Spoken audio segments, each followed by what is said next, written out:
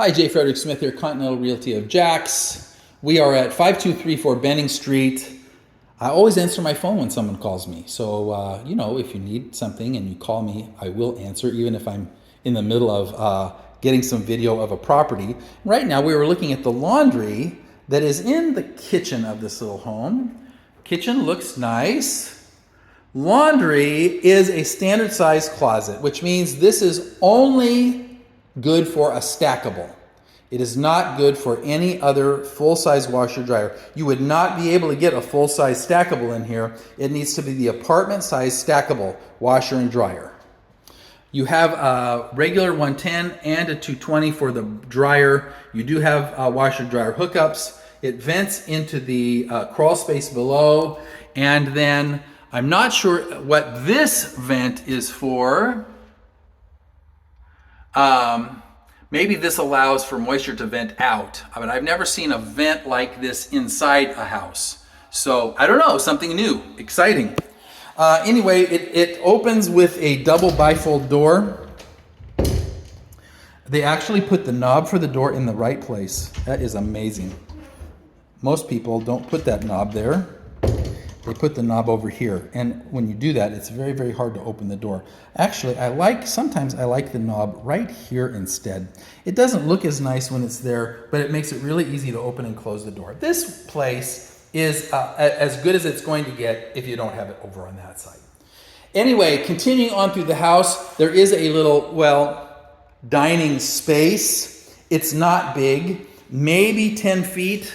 And then with this little wall in the way, it does not extend into what would be the living room. This looks like the original hardwood floors here. But this dining space with a little pendant light is not really big enough for any kind of a table. Probably the best thing to do would be to put your table over against that window or close to it. And then you could get a 4-seater probably right here on the floor next to the window. It wouldn't be able to fit underneath that light. The light is nice, but you wouldn't be able to get a table there. If you did, you wouldn't be able to get to this other door, or maybe to the closet, or the hallway.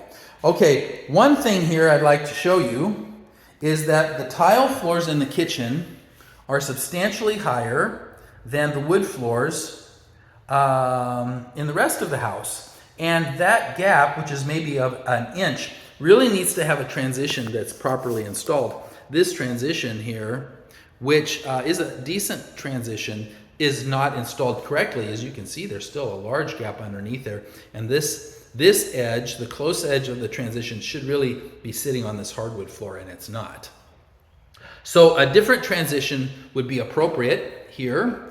It might even be a 2-piece transition that you would need, but something would need to be done because you're going to trip and fall and hit yourself many times if you are walking that way into the kitchen, especially if you're stumbling into there from your bedroom going to the coffee pot. Okay, into the hallway where we've got a tiny little closet. Now this is probably a linen closet. Yep, it's just a small little linen closet, big enough for some towels or sheets and pillowcases. Not really enough room for blankets. The shelves are too small for that, but you could put some other things in here, or you could use it for cleaning supplies or whatnot. The closet over here with the louvered door is probably where the furnace is, and we'll get to that in a minute. Straight in front of us is the restroom. To the left is one of the other bedrooms out of the 3, and then to the right is the matching bedroom. So we're going to go this way. This bedroom is maybe 14 across by 14 deep. It sits in a corner with 2 windows, so lots of light. There is a nice newer ceiling fan hanging from the ceiling, along with your AC that you can get in there. The window looks out over this side anyway, looks out over what would be the back door of the house here. So, you're not looking at your neighbors anyway. The closet is okay size, maybe 60 inches or 5 feet in width and maybe 28 inches deep. There is no bar or shelf, but there is a place for both. Wouldn't be hard to get those in there. Now, I don't understand why the ceiling is dropped down like that in the closet. I'm sure there's a reason. Maybe it has to do with ventilation. That's kind of a typical reason. Okay, coming down the hallway here, interestingly, I see there's a different kind of a floor before you actually get to the second bedroom or to the bathroom. This is sitting where the furnace door is, which makes me think that the furnace enclosure, which is relatively small, used to be larger and took up that space where these tiles are, the same tiles that you have in the kitchen. So let's just take a look in here. Yeah, so this is definitely the furnace. Can't tell what the age of the furnace is. It's not too dirty, but it is dirty enough that I will say it's probably at least 10 years that it's been sitting in here. I'm not saying that's a problem either. I think probably it looks like it's well maintained. Probably just fine. I wouldn't say there's any issues with it whatsoever. Just, you know, it's not a brand new furnace. The door to the enclosure is small enough that it's unlikely you'd be able to get that guy out to change it. You'd probably have to kind of take this enclosure out. I believe that this was built around that furnace.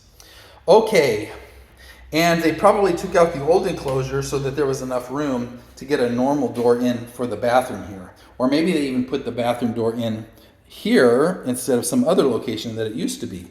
I don't know. Anyway, the second bathroom is about the same as the first, with a solid piece countertop sink, little vanity. This is a one-piece vanity that you can pick up at Home Depot or Lowe's for a couple of $100. A little picture mirror here, and then a 2-light vanity light, which is the only light in the bathroom. The toilet seat is yellowing with age. Not a problem. It just means it's been there a while. The toilet itself appears to be in good shape, although the grout line or caulk line around the toilet definitely needs to be cleaned out and redone. Because at this point that is old enough that it's going to be leaking. The tub caulk line seems to be okay until you get back here in this back corner, where, as you can see, you've got some cracking there. So those also need to be redone. Just scrape that caulk out with a razor blade and redo it. Now, the shower surround, same tiles that we've seen before, look decent. It was a nice job as far as the tile goes. The window is new, but it is also a standard window in your shower. So that means while you're standing here, your neighbors over there are enjoying the view. Yeah. I don't know why people do that. Just, guys, put opaque windows in your bathrooms. It just makes sense. The trim around the window has not been put in correctly. But, you know, it's there and it's painted. A little caulk would allow you to seal that up so that water wouldn't get in. But for right now, it is a needing of some of that.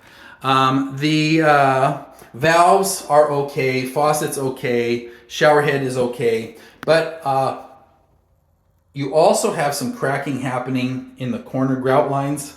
This is a very common issue, and so that needs to be cleaned out and some sealant put in there. Probably around the tub. Yeah, look at that, around the tub. All of the sealant around the tub needs to be redone. And at the very least in both corners in this guy, because they are cracked up pretty bad. And especially for a home like this that's off grade, meaning it sits up on wood, it's not on a concrete slab. If you don't seal that, water will get down into the wood under the floors and cause rot, and then you're going to have real expensive problems later on. So that's definitely something that you want to get taken care of.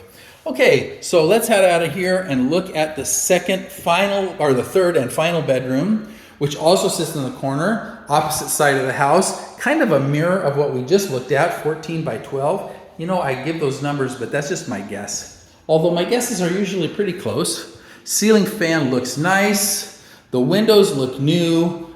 View out of the back to the neighbor's home, or out the side to the other neighbor's home. But you've got nice blinds there, and you can close that up and block anybody from looking in.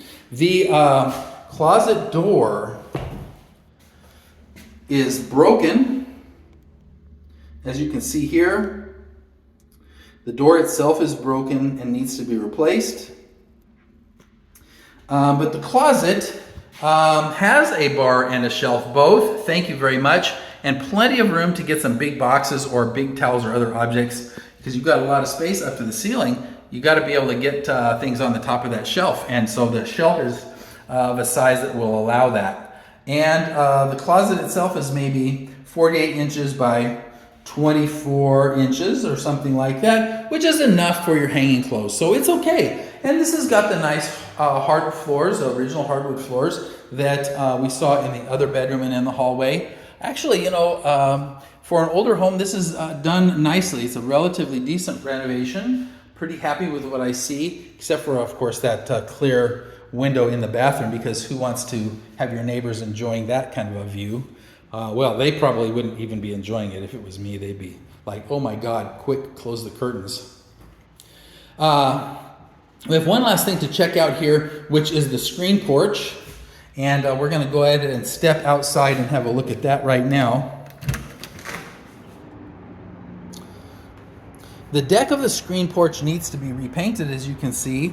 Well, I should say it would have been better if they had stained rather than painted it. But since they painted it, now it needs to be repainted. And since it's been painted, it will need to be painted probably every year. That is the unfortunate reality about this. Screen porch is clean, though. Screens all appear to be in good solid shape, so you're not going to have to worry too much about bugs. There is a screen door, and this is a lockable screen door. You've got a little latch here that will lock it, although, you know, what good is a locking screen door, really? Doesn't really help to protect against intrusion. I mean, I can just pull hard and that thing will open. That's okay. There is a ceiling fan in the screen porch area as well, and some eye-rings mounted in the ceiling over here to hang some plants on if that's what you like. So this will let the breeze come in, you know, on those days where you'd like to be outside and get a little breeze and keep the bugs out. It's really actually a nice little screen porch, so I appreciate that. The transition between the porch and the door could use a paint brush as well, but you know, all things considered, not too shabby. Okay, so now that we've got that locked up, we've had a chance to review the entire house in and out, 5234 Benning Street. We're going to be heading out at this point, and hopefully you enjoyed this video and found it helpful. Please contact me if you need any help with this or any other property. And thank you very much for watching. This is J. Frederick Smith, Continental Realty of Jax, heading on out, and I'll see you at the next one.